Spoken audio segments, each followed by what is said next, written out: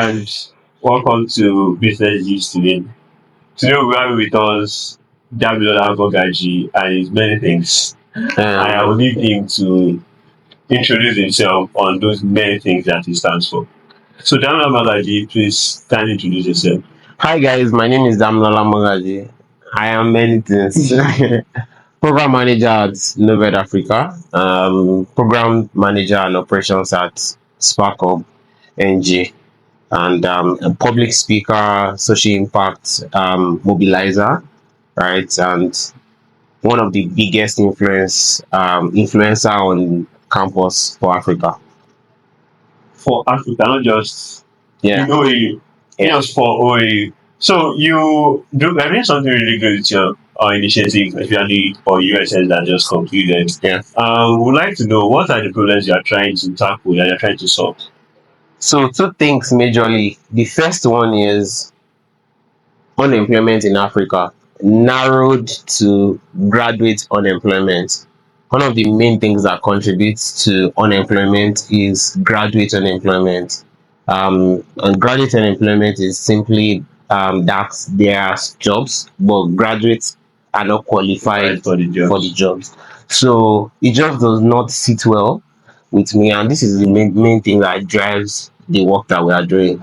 It doesn't sit well with me that we have a system that produces. If you remember, then if you go to the university, when you are done, you have there are jobs. And the reason is because at that point there were jobs and people were trained to meet the criteria and standard for those jobs. But now, like, we have a bigger economy, a more global economy, and there are a lot of new skills that have been introduced, and the education system have not updated the curriculum to suit those standards. So you now have people going to university, and after university, they don't have the prerequisite skill to actually do the available jobs. So those are the two major things: unemployment in Africa, and we are starting with solving graduate unemployment in Nigeria. All right. So what are the unique approach you deployed into this problem, solving this problem?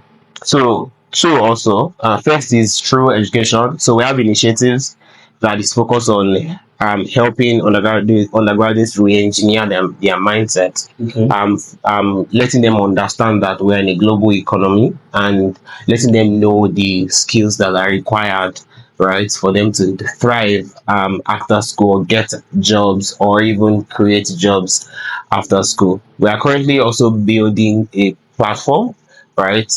It's called UGrad. It's a product of NOVED Africa, and we also have initiatives under NOVED Africa. We have the USS Undergraduate Student Summit, which is part of our platform where we educate students, trying to bridge the gap between the real world and classroom learning. Right? We have currently it's coming up. We are going to launch it in about 3 months' time. It's called the Scale Up Campus.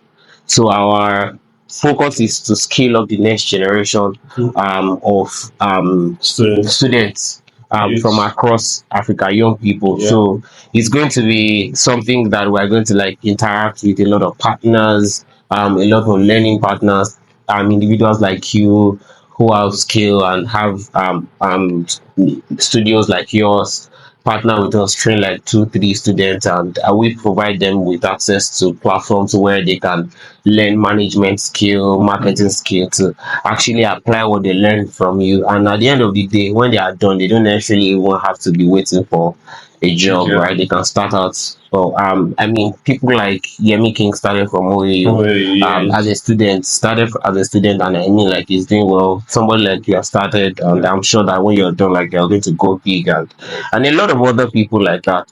So we have the NOVED, UGrad by NOVED, which is a talent training platform, and also an entry level talent marketplace for anybody who wants to employ and any young person who's looking for a job. Right. So yeah. So I was talking to my biological brother 2 days ago, and we were like, OU is like a fertile soil. I mean, if you really know what you're doing, OU gives you that leverage, that open space for you to just bloom if you really want to do it. But then we still obviously still have people who maybe who just come to school, focus on schooling, and then they just pass out. And that's one of the reasons why we have this platform. So okay, let's bring people that we're doing things apart from schooling and are making something out of life. Because I don't really believe that it should just be about the academic thing. Also, you should explore other options while schooling, because schooling is not just the reading what you're being taught in school. I mean, you meet people, you interact with people from different backgrounds, people from different exposure, and that in a way, in turn, because our the thing Demi King says the price you pay for your taste is your exposure. Yeah. So it's with that exposure that really builds what you make out of life in a sense, how your worldview of life, and university provides that platform. So it's not based on what you yourself want to make out of that, especially living school. So what are the challenges you faced, and how have you been able to fund this grand program so far? Okay. So it's two questions in one, but I think it's the same answer for almost the two.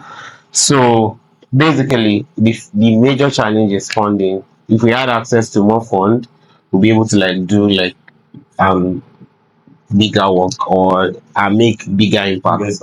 I mean, we finished USS in OAU, and I mean, I had people reached out from Redeemers University. They wanted us to do USS in Redeemers University. I mean, we have plans to do it across 5 universities in the geopolitical zones, but it costs money to be able to like do something like that. So, and raising funds is tough, right? People have to trust you, they have to know you. I mean, and of course, we are starting as students from campus. I mean, like Tunde Onokoya will say, doing something big from a small place, right? Because we are doing it from a small place. I mean, I had a lot of people that were, a lot of brands that were discouraged coming to Ife or funding the event in Ife because it was in Ife. Do you get? So I mean, like the major challenge would be funding. I can categorically say that. Yeah. Because if we had access to more funds, I mean, the company would have grown faster than where it is right now. I mean, if we had access to fund, we can recruit the quality ants that we need. I don't know why though, because when I was the president of NAO's Ondo campus, we once meant to meet a politician, and he was telling us categorically that he doesn't fund student programs. I mean, and that was not the first I'm hearing from student leaders go to meet a high profile person, and the answer is just that no, no, no, since the student program, I can't fund it. What do you think could be, I mean, reasons for such? Honestly, with my own interaction with, I've interacted with a lot of students. I mean, from Nigeria, from outside Nigeria, South Africa, Uganda, Rwanda, like, from different countries across Africa. And one thing that I can say that could be the reason is experience deficit. So, I mean, you guys are young and you're still on campus. What do you know? That is what that's how these people think, and it's the truth, right? But what I think we can do to mitigate that is, instead of you thinking that people are still on campus and they are young and they are naive and they don't have experience, I think you can leverage their passion, their potential, and provide them a mentorship. See, one thing I believe strongly, if you've seen The Social Network, it's a movie built around the life of the journey of Mark Zuckerberg building Facebook. It was Mark Zuckerberg leverage training, mentorship. I mean, he had somebody who was mentoring him, who was helping him make tough decisions and was with him throughout. So the beautiful thing is, these brands and these individuals, these big people who have access to the funding, should understand that we are students, or young people would always be young people until they are given the support they need. And that is why advocating for support is, if you understand that the young people are the future of Africa, they need opportunity to build experience. We keep saying it, but then they don't. So if you provide us access to the mentorship support that we need and the finance, you can be rest assured that we would become that experienced person, experienced That future business, that that you future. guys are talking about. So instead of just saying that we cannot support you because you guys are young and naive, not understanding that we have potential, that's sad. So, what in the university sector still more like inspires you? I mean, the African university in the Nigerian university sector has a way of dampen the passion in people because okay, you spend longer time, you meet lecturers that you feel were not giving you the best of their attention and all of that. So, what still in a way inspires you to invest in the university sector? First, I believe, and this is our mantra at NOVED, the future of Africa is on campus. And as a nation builder, I understand the place of human capacity development and education itself. So the potential for Africa's development is on campus, because it is these young people that are on campus that would later go on to be CEOs of companies, that would drive the economy, that would drive the development of the continent. So if we don't do enough, it means we are risking our development potential. So every time I just look ahead, I look into our next 20, 30, 40 years, I know that there is need for work on campus. So it just drives me that for everybody coming into the education system in Africa, we should be able to beat our chest that we are raising quality talent, that we are raising quality entrepreneurs, and that just drives me. In part, I mean, for the past, I've been doing this non-stop for the past 5 years. Started in 2018. I mean 2017 thereabout, when I became the assistant campus director for HultPrize, and of course since then I've not stopped, like, trying my possible best to provide as much as possible support for talents, for businesses. We support business and startups through Sparkcom, and I support talents through NOVED Africa. So I just believe strongly that the future of Africa is on campus. The future of Africa is young people, and we need to support young people to be able to fulfill their potential. Very good. So, in the next 5 years, where should we expect NOVED? NOVED should be in the forefront of education and human capacity development. One major thing that we are really trying to do is institutionalize skill and vocational based education. So I believe that there is need to formalize apprenticeship and formalize vocational skill training in this part of the world. I mean, if we are going to become an industrialized economy, right, we need people who have skill to drive it. While we need people who have brains, who have academic knowledge, we need people who are skillful, right? So, and who is going to raise those people? So NOVED would play a major role in the future of education and the future of development in Africa. And I see us having our own institution, and I would have raised enough money to be able to solve the problem that we're trying to solve In Africa. So. All right, thanks so much, Damilola, for being here today.